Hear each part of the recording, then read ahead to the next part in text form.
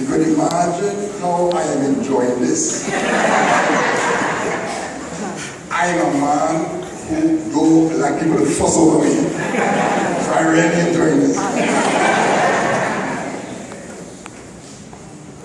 Yes, I'm 40 years a priest. But there are some people who did not want me to be a priest. I did my first degree in Dublin. And there were many, many other guys came to Dublin from Trinidad. And we used to line plenty. And many of them went to my college, St. Mary's College. So we used to line together. And when we were lining, the guy would talk about school days. And all the guys say when they were in college, all the priests would come to them and ask them, come and become a priest. Why become a priest? And I listened to them, you know. And I pulled my ears. Because I was there for 8 years and nobody ever come near me.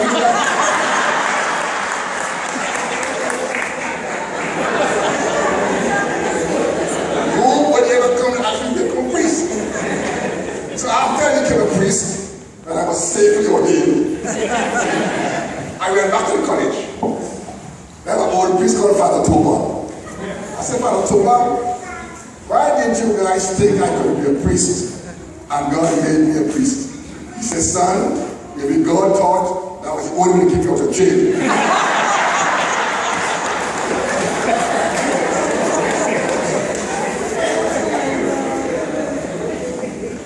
I just said that some people didn't want me to be a priest. But there are some people who love me to be a priest. I have 4 sisters and 1 died. I have 3 sisters now. And they are very happy I am a priest. And they say the Catholic Church is very correct that priests should not get married. My sisters say I should marry nobody's daughter. They say I'm in the right place.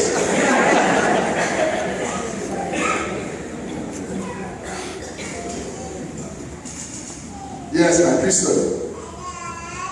Mary is important in my priesthood. She's been in my life. And I never had no visions of Mary. I don't see Mary. But Mary talks to other people about me. In the year 2000, I went to Ohio on a year rest. And I was working in a parish. And I had our lady in the parish, a little white old lady, who adopted me as a son. So all the neighbors can't understand that this black son coming to see this old lady. But she was enjoying it. So she was my mother. And don't you know Father Gobi? You know Father Gobi? Father Gobi had a retreat in Rome. And I started going to the retreat. So I went. In Rome, the major station is called Stazione Termini, major station. So I arrived at the station and somebody grabbed my briefcase. Gone with it. So I rang my mom. I said, Mom, they grabbed my briefcase. I said, call the bank and tell them stop everything and so on and so on. Well, she started crying. She started crying because they grabbed her son's briefcase and she cried. She had a painting of Mary in the drawing room. And she says, she hears very clear words.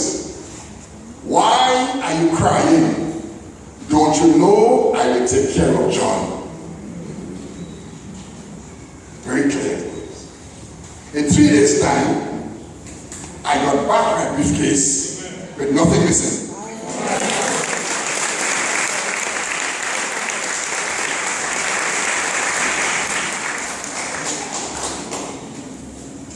She's important in my life.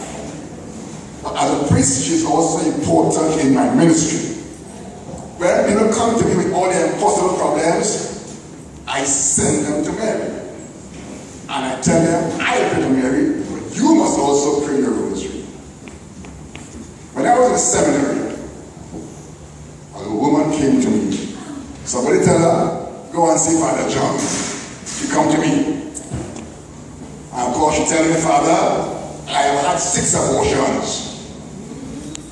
I said, darling, you you come and see Father John, the abortion thing done.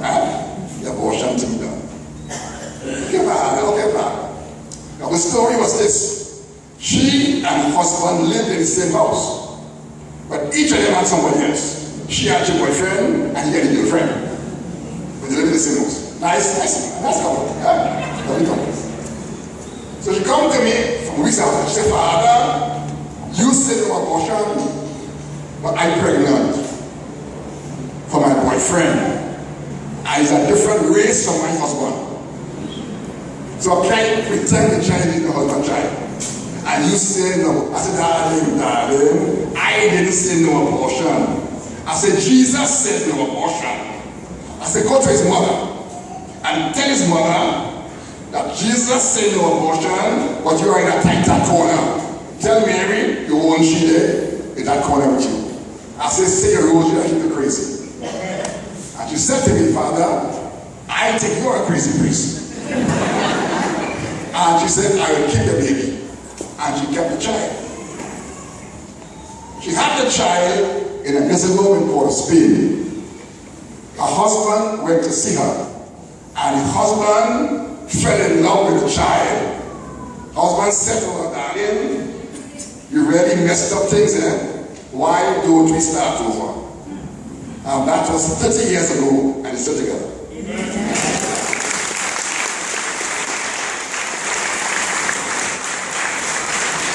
I have learned when people come to you with an impossible situation, and they give it to Mary, don't tell Mary what to do.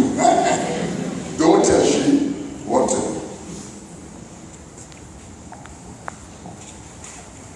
We spoke of Zion Tribute. Mary told you Zion changed my priesthood. Before I went to Zion, I was a star boy preacher. I was a star boy. Yes. I was preaching all over Trinidad, all over the States, all over Canada, preaching a real star boy preacher, man, I'm a star boy preacher. It's okay to be a star boy preacher. But when I went to Zion, and I lived in the community for 10 years, it did something to my priesthood. It brought me down to make my priesthood more concrete. Because I'm dealing with people in their families and their children and their problems and their everyday life. And for a priest, that meant so much to me. It made my priesthood concrete. Mary told you that the first time I met them and I heard them preach, I said, what are you wasting my time for? What it doesn't preach like that, what are you wasting my time for? But she doesn't know this. We used to preach together all over the world. Yeah? Travel all over the world giving lectures together. She didn't know I kept on saying that. When I hear that, I say to myself, Lord, what are you doing here for? When I hear that woman talk, I say, what are you doing here, boy?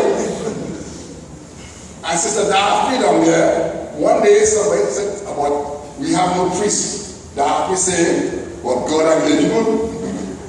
God has eligible. So you are laity, and don't underestimate what God expects of you. What you can do for you. Right? I'm also known as being a happy priest. I did my first degree in Dublin, in geography. Now, as geographers, we used to travel all over Europe, all about. There's a partner who did the same degree with me. So we were traveling together for years and together for years. And after my degree was finished, he said to me, he said, you are the happiest man I know. And I said to him, because I work for the most beautiful boss in the world. So I'm a happy priest. Because God's beauty means a lot to me. You work for a beautiful God, you could only be happy.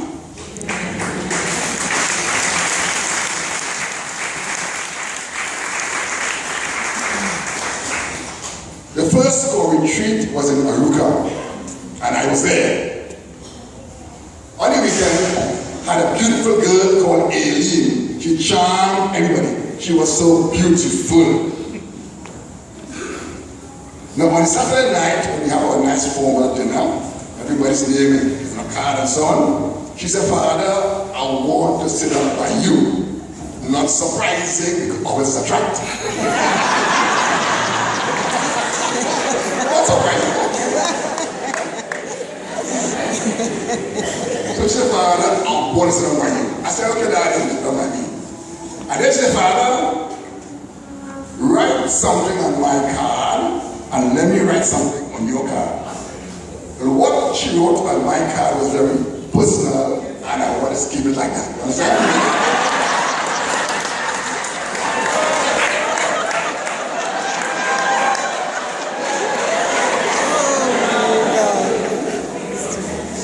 I remember what I wrote on her card.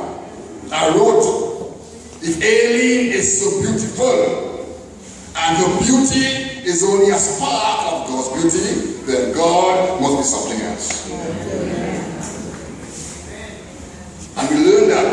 Look at the beauty of the world, beauty of people, and you ask, where did they get their beauty from? It's only a little spark of his beauty. He got to be something else. I'm a happy priest because I work for a beautiful God. Another reason why I'm a happy priest, the way you respond to my priesthood makes me a happy priest. All of you here, anytime any of the people get in trouble, the first thing is to go and find FrJohnT. Alive? You always send them to FrJohnT. You are saying something about my priesthood. And my priesthood making sense, that I help people, that you're happy that I'm a priest. So now I want you to give yourself a clap for making me a happy priest.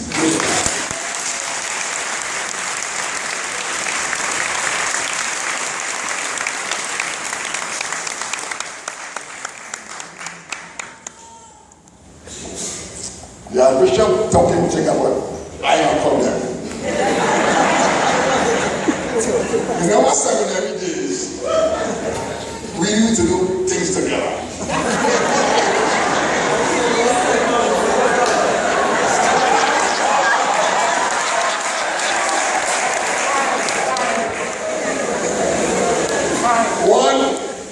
One night we played Old Fours, and I and Bishop were partners.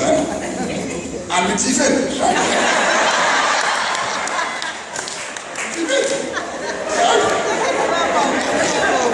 played with a brother called Brother Martin, and Martin fired Tiffin.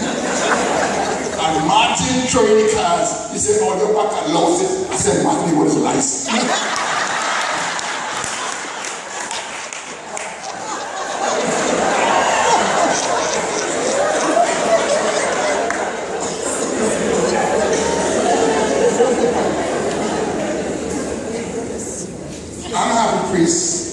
Because I also have a beautiful bishop. Our bishop is a man. I'm so happy that he will say whatever he wants. Because he won't, he can't train how to learn. And he's not afraid to say what he has to say.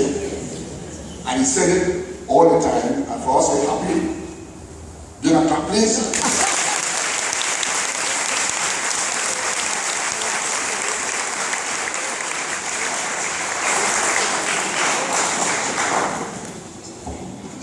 As the bishop said, pray for me. I'm sure Satan ate my guts. So as the bishop said, pray for me.